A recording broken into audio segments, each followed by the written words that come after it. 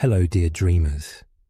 This is Serene Slumber Tales, here to guide you into a world both ancient and mysterious, where stories of snow, stone, and shadows have echoed for thousands of years. Tonight we drift northward, beyond the warmth of the south, into a land where winter lingers and legends never truly fade.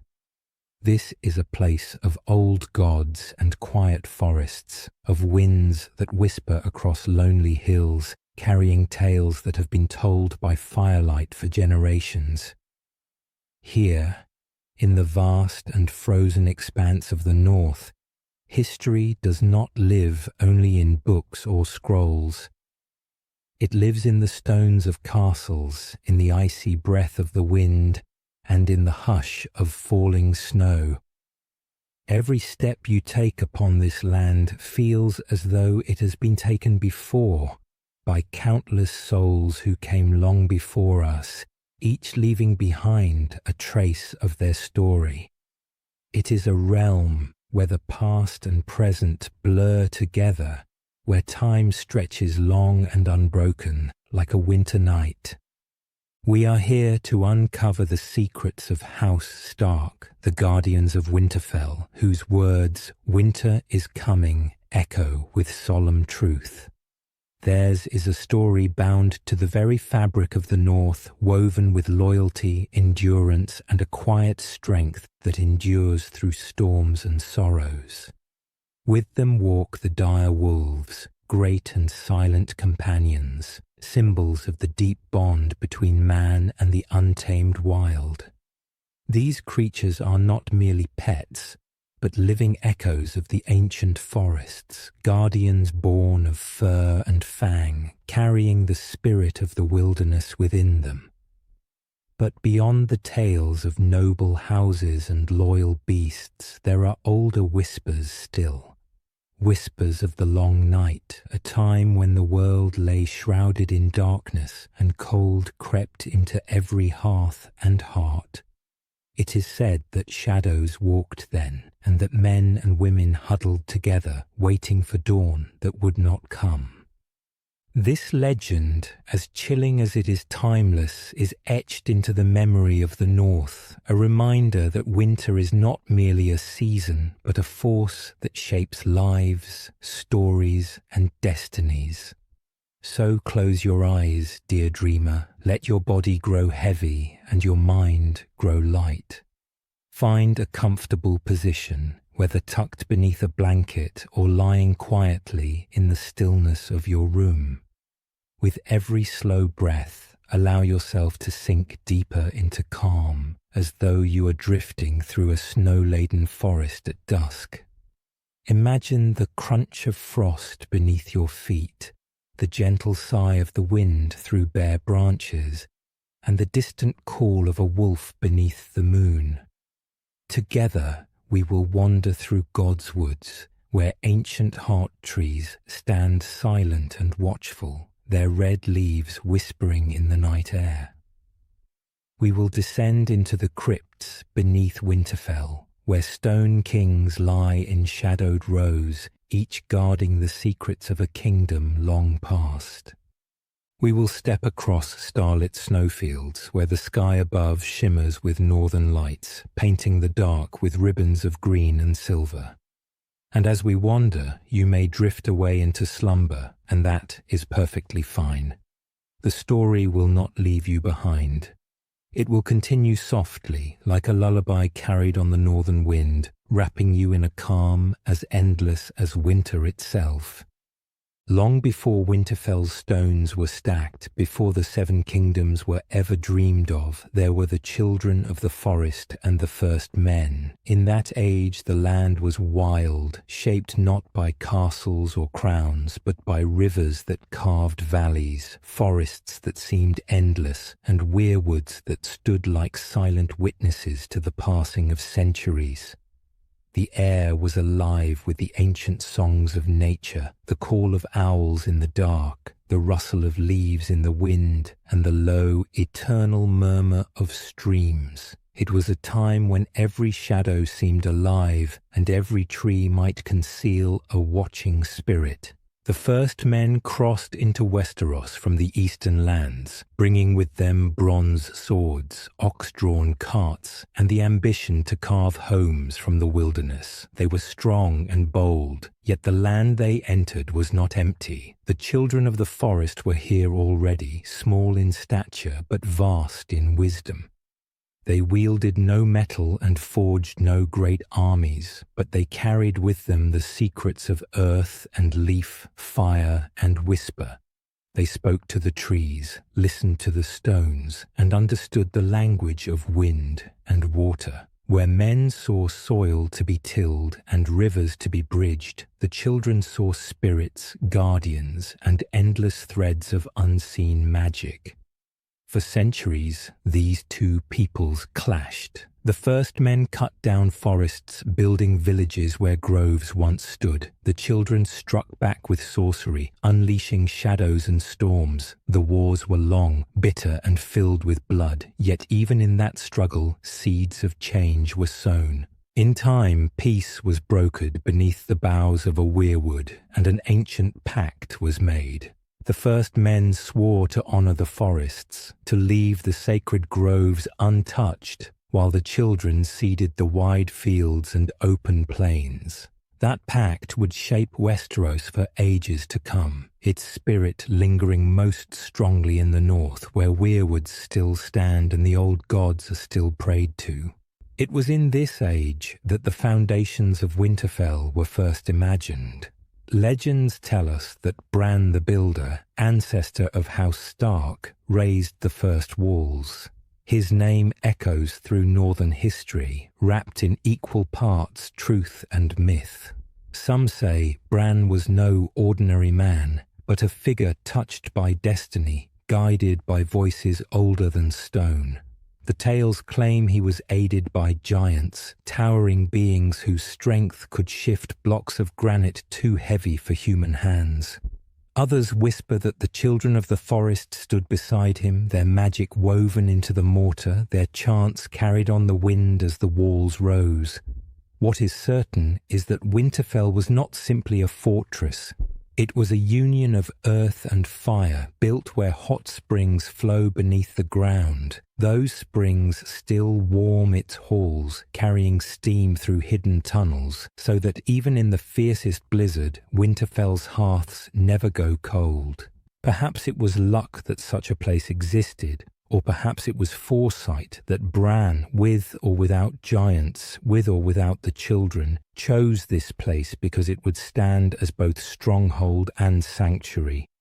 Whatever the truth, Winterfell has endured for 8,000 years. Empires have risen and fallen, kings have marched and perished, yet the grey walls of the castle still crown the northern hills, their stones holding fast against time itself. Winterfell is more than stone and mortar, it is memory made solid. Every corridor whispers with the weight of history. Step into the great hall, and you can almost hear echoes of feasts long past, the laughter of bannermen, the crackle of torches casting their glow on banners stitched with the direwolf. Walk its courtyards, and you can almost see children of the Stark line practicing with wooden swords, their shouts carrying across the frosted air. It is a place where the past lingers, not as a shadow, but as a companion, always present, always near. And yet, beneath Winterfell lies its most secret heart, the crypts. Deep below the castle, in shadowed halls that stretch farther than most dare imagine, lie the dead of House Stark. Stone statues sit in solemn rows, each carved with care, each bearing the likeness of a Stark lord or king. Upon their knees rest iron swords, silent guardians even in death. The crypts are cool, damp, and heavy with stillness. To walk there is to walk through a gallery of memory where every face carved in stone seems to watch with steady eyes. It is said that when the crypts were first built, they were meant not as mere tombs, but as reminders. The Starks of old wished their descendants never to forget the line from which they came, nor the weight of the duty they carried. Every lord who rules from Winterfell knows as he descends those steps that one day he too will join the silent company below. In that darkness, power and pride mean little. What matters is legacy, honor, and the words that bind them all. Winter is coming. That motto is not just warning, but truth, carved into the soul of the North. It speaks to more than weather. It speaks to the inevitability of hardship, the certainty that no summer, no peace, lasts forever. In the crypts, where the air is cold and the stone unyielding, the words ring truer than anywhere else. Each lord who kneels before his ancestors feels the press of stone and shadow alike, a reminder that his duty is not only to the living but also to the memory of those who came before.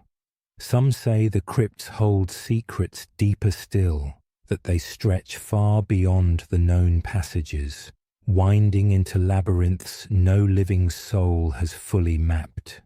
Whispers claim that ancient kings rest there whose names are no longer remembered, and that beneath them lie older shadows still, relics of times before men raised castles at all. Whether myth or truth, the crypts feel endless, as though Winterfell's roots sink as deeply into the earth as its towers rise into the sky. Winterfell, then, is not merely a castle. It is a living chronicle, its walls etched with legend, its crypts carved with duty, its halls echoing with the voices of countless generations. To stand before it is to feel the sweep of centuries pressing close, a reminder that while kingdoms may fall and crowns may be broken, some things endure.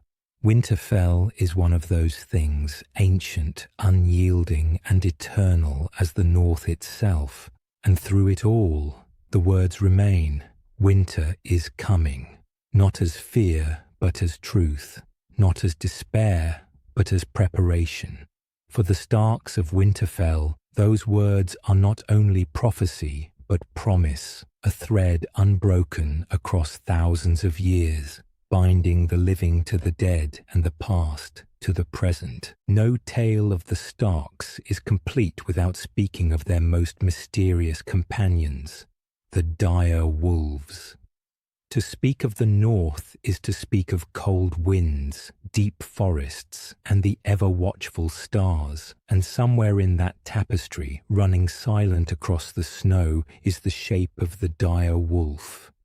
Larger, stronger, and more cunning than any ordinary wolf, they are creatures of both legend and living truth. In the halls of the South, they were thought long gone, reduced to memory and song, mentioned only by wandering singers or the soft, trembling voices of old nanas spinning tales by the fire. Yet in the North, their presence lingers, quiet but undeniable, like the breath of winter itself drifting through the trees. The dire wolf is not merely an animal. To the Starks, it is a reflection of spirit, a mirror carried in fur and fang. The wolf is loyal, bound by pack, yet solitary in its dignity. It is silent, patient, moving with the inevitability of snow falling from a grey sky. And when provoked, when threatened, it is fierce and unyielding, striking with a swiftness that leaves no doubt. In this, the dire wolf is the perfect companion to House Stark, a creature that embodies the solemn pride, the steadfast endurance, and the quiet strength of its human counterpart. But there are older whispers, older still than the castle of Winterfell itself, whispers that speak of something deeper than companionship, tales of skin-changing, of men and women who could leave their own bodies behind, slipping their consciousness into the minds of beasts. In such stories, the Starks are said to have been among the greatest of all wargs, able to see through the eyes of wolves, to run with them beneath the moonlight, to taste the copper tang of the hunt, and to howl into the night sky with a voice not their own.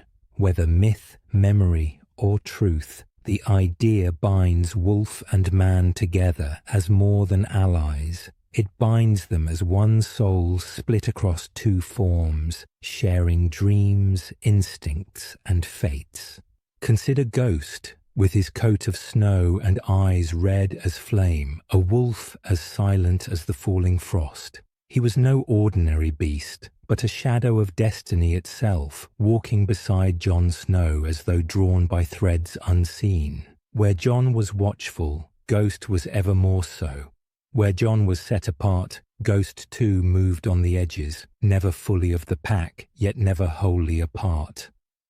Together they seemed less master and hound, and more twin spirits, walking parallel paths into the unknown. Think too of Nymeria, fierce and untamed, who slipped beyond the riverlands to lead a vast pack across fields and forests. She grew wild, unbound by leash or chain, and yet her bond with Arya Stark never severed. Across leagues of land, across the years themselves, the connection endured. It was not the bond of tamed beast and owner, but of equals, two wanderers, two fighters, each refusing to bend to any hand but their own. Nymeria's story is one of freedom, of the wild heart that no crown, no castle can ever hold. There was Grey Wind, swift as the gale he was named for, loyal to Robb Stark. On the battlefield he was more than a companion. He was terror itself, a streak of fur and teeth, scattering enemies like dry leaves in the wind. Grey Wind did not simply fight beside Robb, he was part of his very legend, a reminder that the young wolf was not only a king, but a Stark of the North, carrying the fearsome power of his house in living form. Summer, gentle and steadfast, mirrored Bran Stark's quiet resilience. Even as Bran's body failed him, Summer carried the strength of his spirit, guiding him through visions, keeping him safe in the shadows of the old world. There is tenderness in Summer's presence, a reminder that even in a world of cold and loss, there can be warmth, devotion, and the kind of companionship that asks nothing in return but love. Shaggy Dog, wild and unpredictable, was the reflection of Rickon's untamed youth. Small in years, Rickon was yet a Stark, and Shaggy Dog carried his fierce, unpolished energy, snapping and prowling with instincts untempered by training. Together, they embodied something raw, something primal, the reminder that not all bonds are neat, but all bonds are real. And Lady, graceful and noble, was Sansa's mirror. Gentle in manner, quiet in spirit, she embodied the side of the dire wolf not often spoken of, its beauty, its dignity, its softness beneath the sharp edge. Her fate was a cruel one, cut short before her time, and in that loss we are reminded of the fragility of life, even for creatures of legend. Yet even Lady's memory lingers, an echo of the innocence that was taken, a reminder of what might have been. Each dire wolf, then, is not just companion but symbol, each embodying something eternal, something that outlives flesh and fur. They are threads woven into the tapestry of the Stark children's lives, each one carrying a reflection of the soul they were bound to. To dream of them is to dream of northern forests, of snowy paths winding beneath ancient trees, of the soft crack of branches under paw. It is to imagine the gleam of eyes shining in the dark, not with menace, but with fierce and loyal watchfulness. There is a certain comfort in the thought of dire wolves. Imagine walking a lonely path, the cold biting at your cheeks, snow falling soft and steady from a star-cloaked sky. The silence would be heavy, the shadows deep, but beside you a shape moves, silent, sure, unyielding. The dire wolf does not speak, does not reassure with words, but its presence alone is enough. It is safety. It is companionship. It is the knowledge that whatever storm may come, whatever darkness may fall, you are not alone. In the lore of the North, the dire wolf is more than a creature of fang and fur. It is a guardian, a spirit, a symbol of House Stark itself. Just as the words, "winter is coming," carry more meaning than weather, so too does the dire wolf stand for more than mere legend. It is resilience, it is loyalty, it is the wild heart of the North that bows to no one and endures every storm. So when you think of the Starks, think too of the dire wolves. Think of Ghost, white as snow, of Nymeria wild and free, of grey wind fierce in battle, of Summer steadfast in shadow, of Shaggy Dog untamed as youth itself, and of Lady graceful even in loss.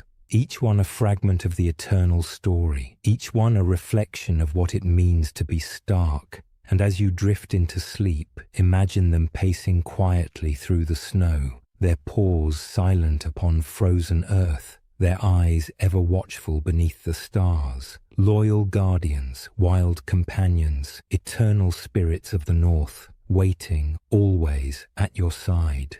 Now let us travel deeper into the oldest of memories, farther back than any book can recall, to a time when the world itself seemed to shiver. It was an age when warmth was only a dream, when the sky carried no dawn and the earth lay buried beneath silence and frost. This was the long night, an age not of days or years, but of a darkness so vast it stretched across generations. In those years, snow fell without ceasing. Fields that once fed villages turned to barren wastelands, their crops frozen before they could rise from the soil. Rivers, once brimming with life, became ribbons of ice, their waters locked away beneath sheets that would not melt. Even the seas themselves groaned under the weight of frozen storms, and ships that dared their waters found themselves caught in ice, splintering beneath waves as hard as stone. Entire kingdoms, once strong with walls and banners, crumbled quietly beneath the endless winter. But worse than the cold was what came with it. From the farthest reaches of the North, from the white desolation where no man dared wander, came the others, pale as moonlight, beautiful and terrible all at once. Their eyes burned with a blue fire, inhuman and unyielding, as though lit from within by frozen stars. Wherever they walked, the air grew sharper, colder, and behind them followed not merely death, but death reborn. Corpses rose at their command, men and women who once lived, now hollow vessels, bound to icy will. These were no enemies of flesh and blood, but an army of silence and dread, growing larger with every fallen warrior. It seemed for a time that the world would be smothered, and yet humanity did not vanish, for even in the greatest cold there are sparks of fire that refuse to die.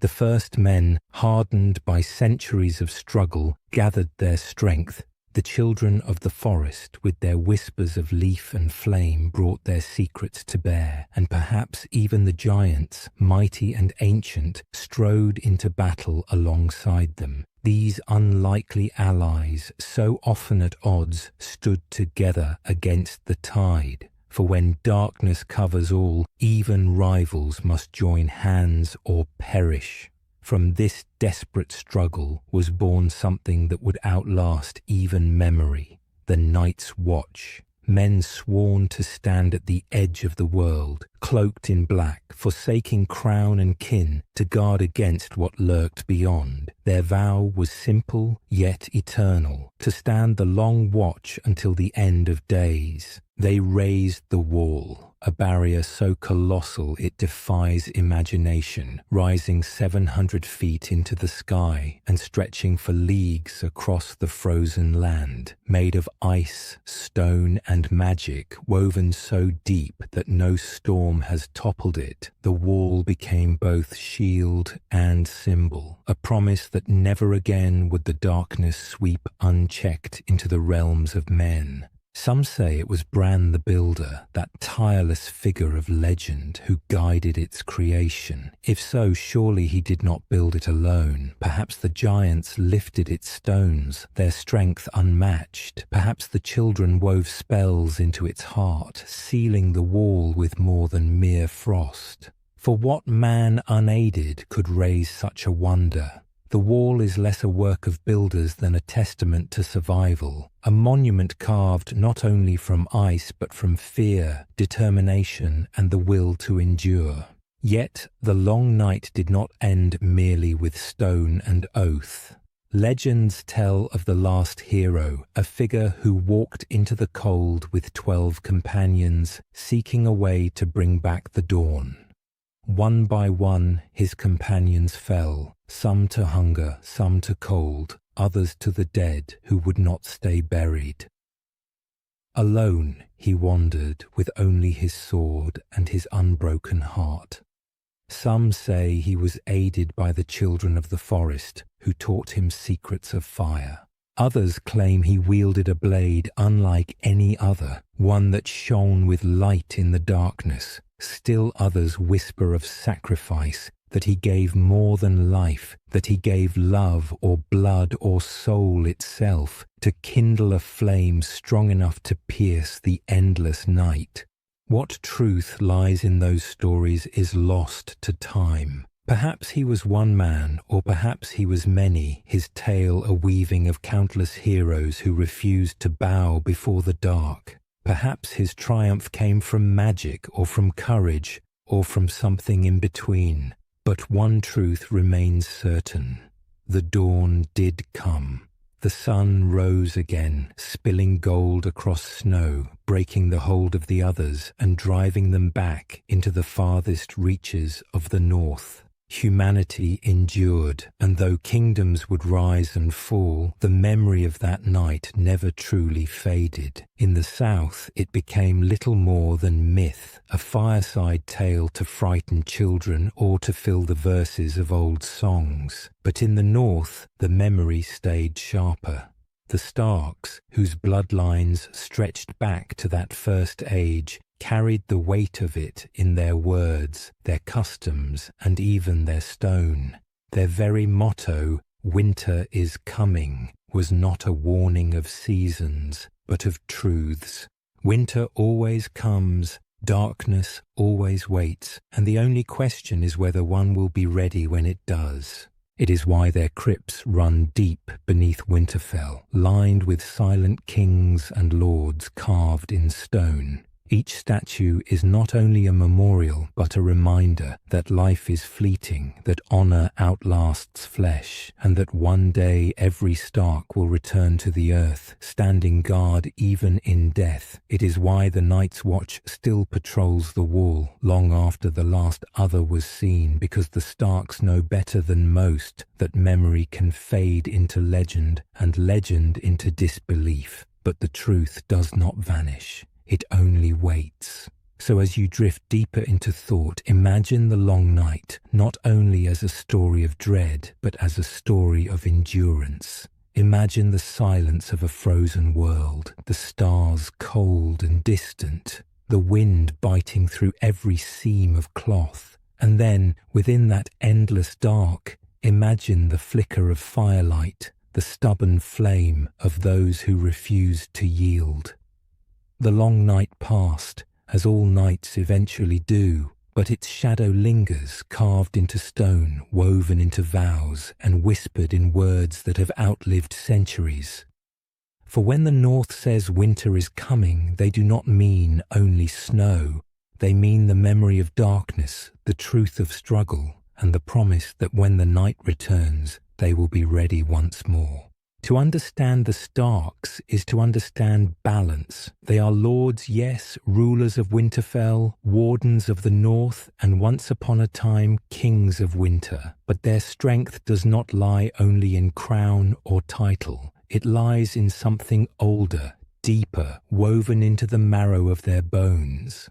The Starks are more than rulers. They are keepers of traditions older than iron and older still than the seven-pointed crown of faith. They stand where memory and duty meet, where the voice of reason lives side by side with the whisper of magic.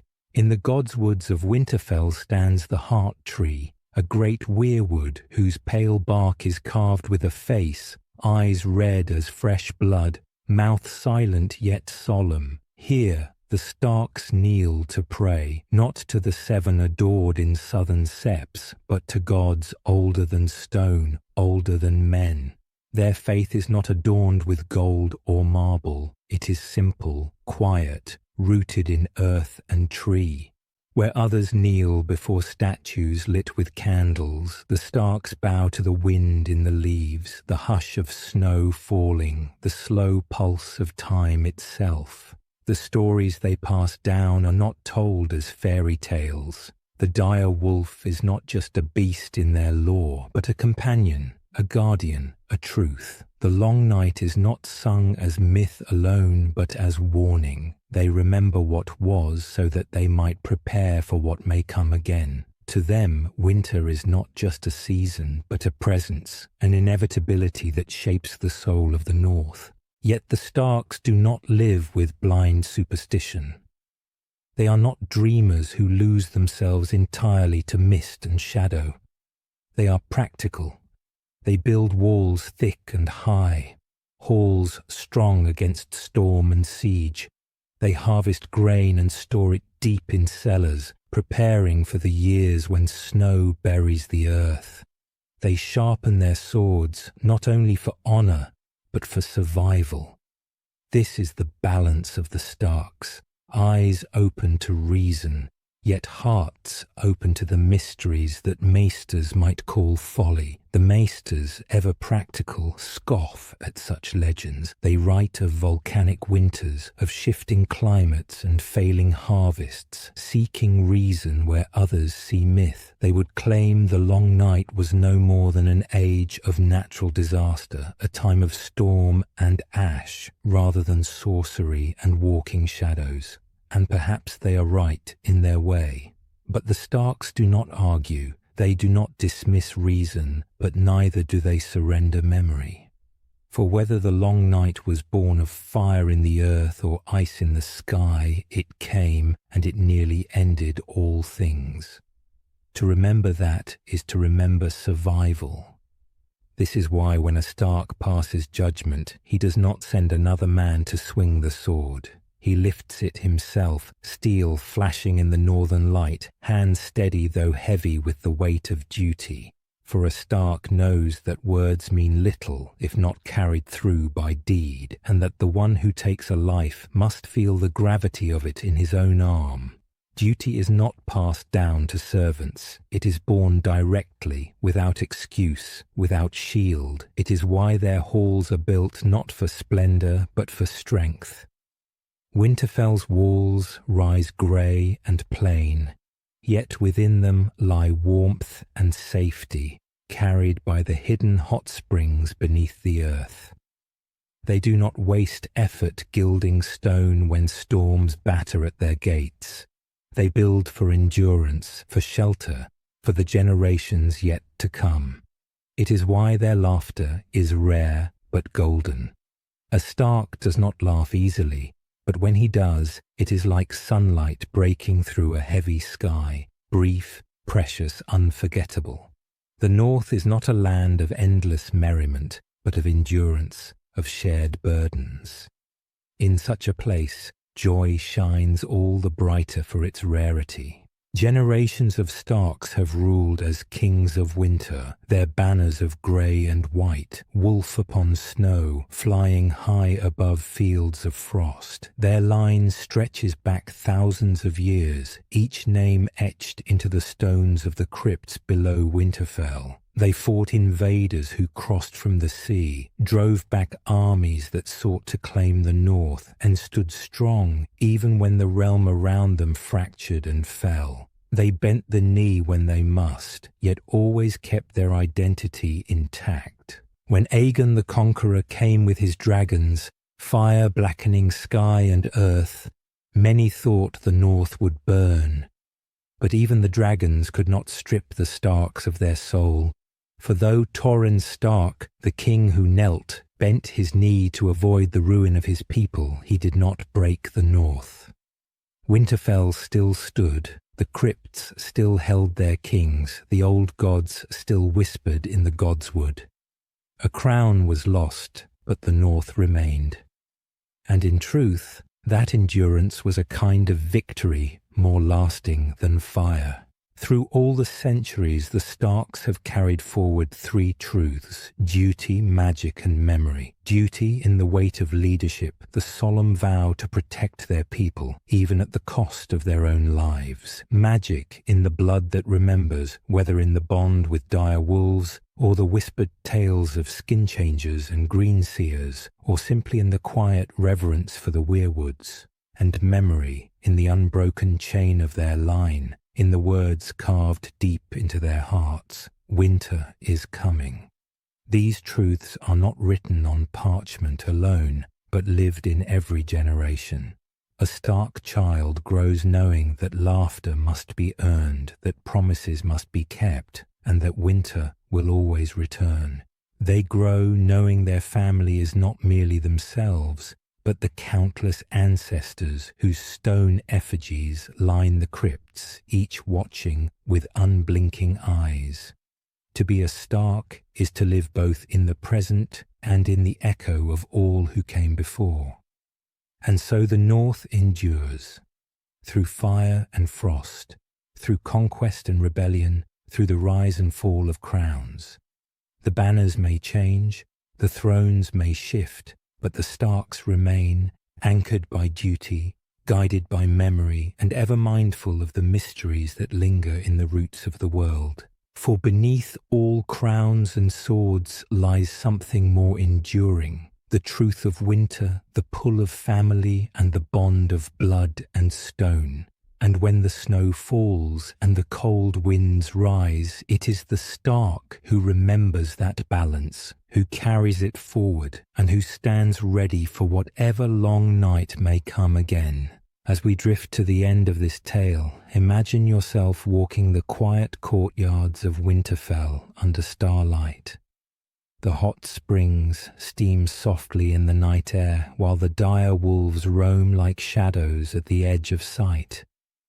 In the godswood, the weirwood's red leaves whisper secrets to the night sky, and the carved face watches with eyes older than kingdoms. House Stark is not merely a noble family. They are the beating heart of the North, bound to duty, to ancient magic, and to the promise that winter always comes, but so too does spring. Their secrets lie not in power or conquest, but in remembrance, in survival, and in the eternal bond between man, wolf, and winter.